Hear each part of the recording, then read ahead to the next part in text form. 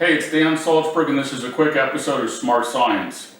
I just got home from the farmer's market over in Studio City here in Los Angeles, and our local city council member was giving away recycling bins, or composting bins they were calling them.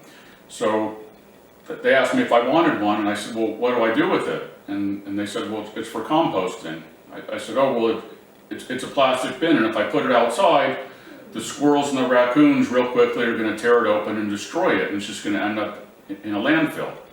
And they said, oh no, this is supposed to go in the house, and you leave it on the counter. And I said, well, why would I compost on the counter in my house?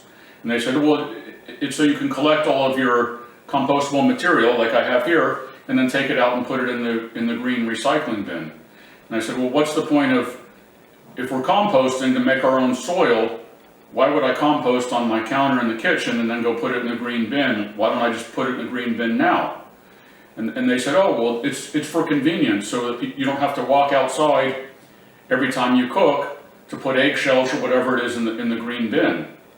I said, well, I don't do that now. And they said, well, what do you mean? I said, well, and anytime I make something, like I just made some guacamole. Okay, you can see I got avocado pits, avocado skins, some cilantro, some onion. So I just made some organic guacamole, and I use this Pyrex dish.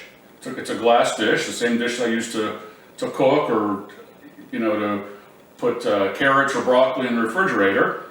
And I just stack the stuff in here and take it out to the green bin. And I said, I don't understand, what's the advantage of this plastic bin? And he stopped and he thought for a minute, and he said, well, I don't know. I use one in my house, and I really like it. I responded, I said, this is greenwashing. And he said, what do you mean? And I said, well, you're giving away millions of plastic bins to people under the guise of that we're somehow protecting the environment, and all we're doing is just distributing a bunch of plastic. I said, we just had these huge storms. There's trees broken down all over my neighborhood. If I really needed a bin that badly to collect waste on my counter, why not just take some of the wood from around the neighborhood and make a bin out of it? And he thought for a minute, and he said, well, I guess you could do that. But then they have their bins with their stickers all over them, and their literature in there promoting the city councilwoman. So I said, I don't see the advantage. I'm just going to stick with my Pyrex dish. And he said, are you sure you don't want one of the bins? And I said, no, it's not going to do anything for me. I said, I don't understand the purpose. And then he goes on, he says, well, we're hoping to educate the children and the next generation so that they learn about composting.